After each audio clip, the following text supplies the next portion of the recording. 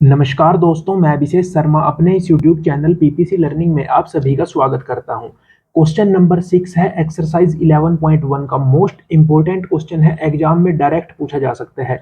इसमें हमें इन्होंने कुछ तो कहा है, एक तो कहा है कि पाई की वैल्यू आपको 3.14 लेनी है और √3 इस क्वेश्चन में यूज होगा, तो उसकी वैल्यू इन्होंने हमें दी है 1.73। यानी ये कह रहे हैं कि आप क्वेश्चन को पूरा सोल्व कीजिए। तो इसमें कहा है अ cord of a circle of radius 15 centimetre. तो रेडियस कितनी दी है 15 सेंटीमीटर, एंगल दिया है 60 डिग्री का। इतनी बात इन्होंने हमें कही है और हमें इन्होंने दो चीजें पूछी हैं। Find the areas of corresponding minor and major segment of circle. Minor segment क्या होती है? ये जो मैंने पोर्शन शेडेड किया है इसको हम बोलते हैं माइनर सेगमेंट। तो ये तो आसान है, आप कैसे निकाल सकते हो इसको? पहले आप इस सेक्टर का एरिया निकाल लीजिए। एरिया ऑफ सेक्टर में से आप एरिया ऑफ ट्रायंगल को माइनस कर दीजिए तो आपका आंसर आ जाएगा। ये तो आसान है। तो हम निकालते हैं एरिया ऑफ माइनर सेगमेंट।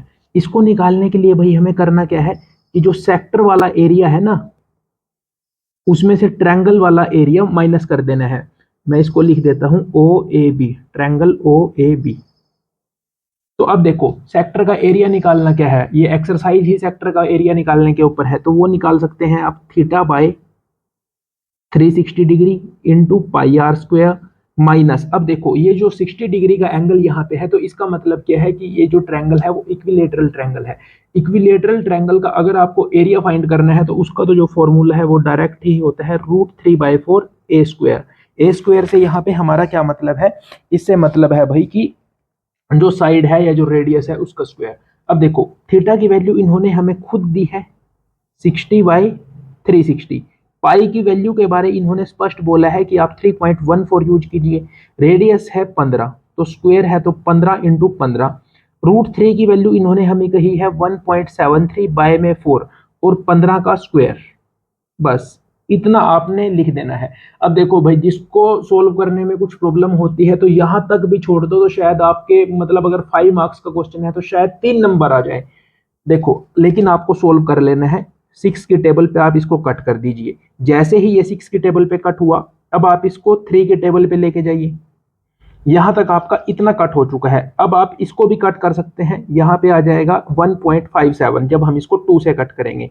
तो 1.57 और यहाँ पे है 5 और यहाँ पे है 15। अब आप इनकी मल्टीप्लाई कीजिए। सबसे पहले 15 को जब आप 5 से मल्टीप्लाई करोगे तो वो होता है 75 यानी 75। अब देखो मैं यहाँ पे कर देता हूं 1.57 को आप 75 से मल्टीप्लाई कीजिए। पॉइंट का ध्यान रखिए।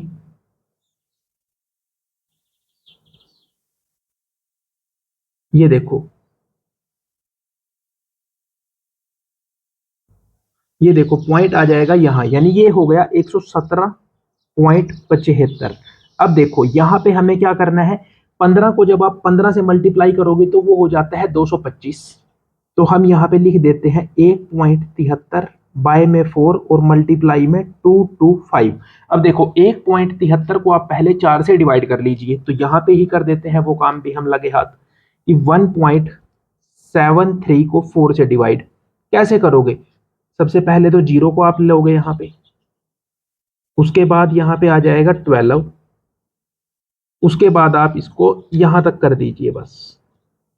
0.4325 यहाँ पे आपका आ चुका है। अब देखो आपको करना क्या है, आपको यहाँ पे 0.4325 को 225 से मल्टीप्लाई कर लेना है और उसको 117.75 में से सिंपल से तरीके से माइनस कर देना है।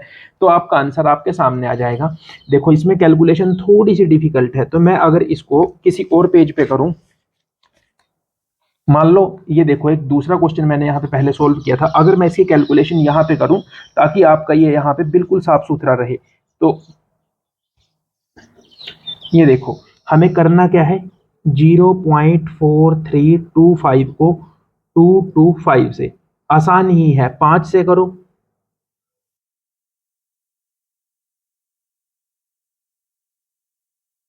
अब 2 से करो,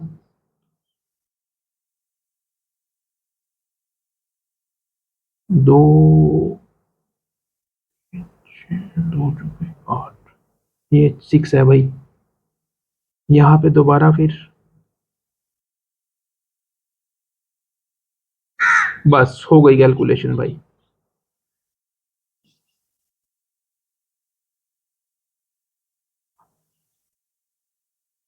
अब इसमें देखो पॉइंट कहाँ पे आएगा, 97.3125। तो भाई ये आपका आंसर आपके सामने आ चुका है पहले पार्ट का।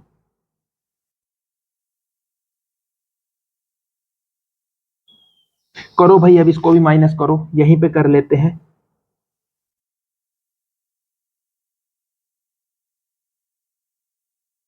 यहाँ पे 0 मान लो।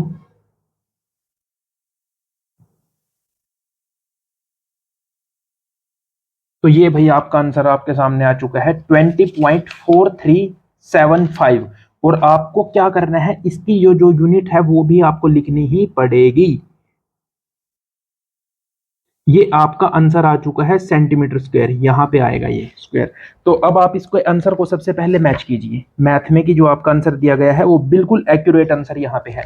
अब इन्होंने जो हमें एक चीज और पूछी है निकालने को बोली है, वो क्या बोला है, इन्होंने कहा है मेजर सेगमेंट। अब देखो, अब तक हमने जो किया, हमने किया मेजर सेक्टर। मेजर सेक्टर में हम क्या होता था, ये ट्रायंगल से ऊपर ऊपर वाला, इसको हम निकाल लेते थे। लेकिन मेजर सेगमेंट में हमें करना क्या होता है भाई, मेजर सेगमेंट में हमें ये जो माइनर सेगमेंट है ना, इसको छोड़ के जितना बचा वो सारा का सारा कंसिडर होता है मेजर सेगमेंट में। यानी कि आप क्या करेंगे, बिल्कुल सिंपल से तरीके से सबसे पहले तो आप समझ लीजिए मेजर सेगमेंट, ये सारा मेजर सेगमेंट का एरिया है।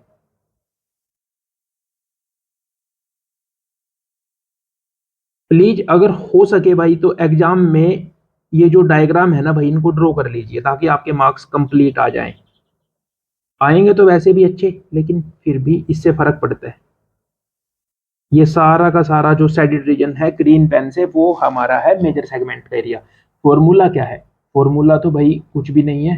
करना क्या है आपको, कुछ भी नहीं करना है। अगर मैं दोबारा बोलूं कुछ भी नहीं करना है, तो करिए क्या करना है यहाँ पे। अब देखो आपको यहाँ पे क्या लेके चलना है। अगर मैं एरिया ऑफ सर्कल निकाल दूं और उसमें से ये जो माइनर सेगमेंट है, जो ये हमारा आंसर आ चुका है, इसको माइनस कर दूं, तो आपका आंसर नहीं आ जाएगा, बिल्कुल आ जाएगा। तो हम इसके सेकंड पार्ट को करना शुरू करते हैं। Area of major segment. तो ये देखो, एरिया ऑफ सर्कल में से सिर्फ नीचे नीचे वाले पार्ट को माइनस कर दीजिए, आपका आंसर आपके सामने होगा। तो एरिया ऑफ सर्कल क्या होता है, पाई आर स्क्वायर, माइनस मैं डायरेक्ट लिख देता हूं एरिया ऑफ माइनर सेगमेंट।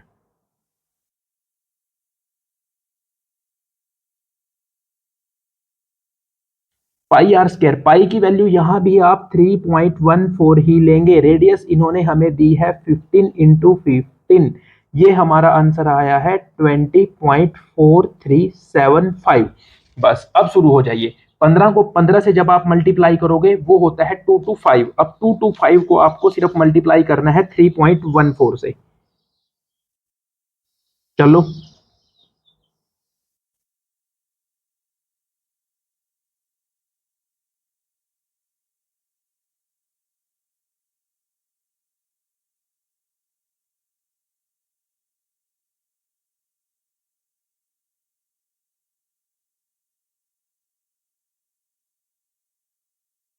ये जो 6 है ये यहाँ पे है, 0।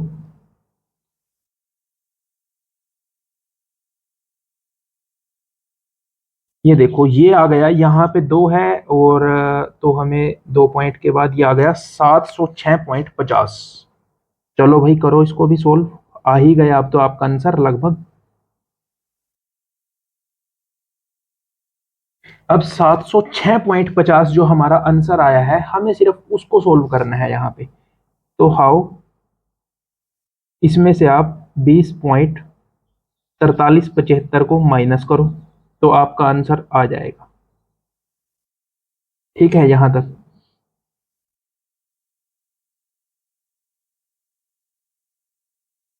तो आपका आंसर आया 686.0625। आप 686.06 तक लिख दीजिए तो शायद आंसर आपका सही हो।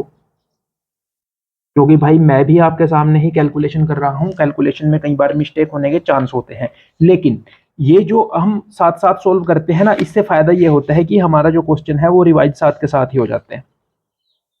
तो आपका आंसर बिल्कुल एक्यूरेट आंसर आया है। तो अगर आपको ये क्वेश्चन अच्छी तरह से समझ आया है तो प्लीज वीडियो को लाइक कीजिए, अपने सारे दोस्तों के साथ शेयर कीजिए। थैंक यू, मिलते हैं अगली वीडियो में।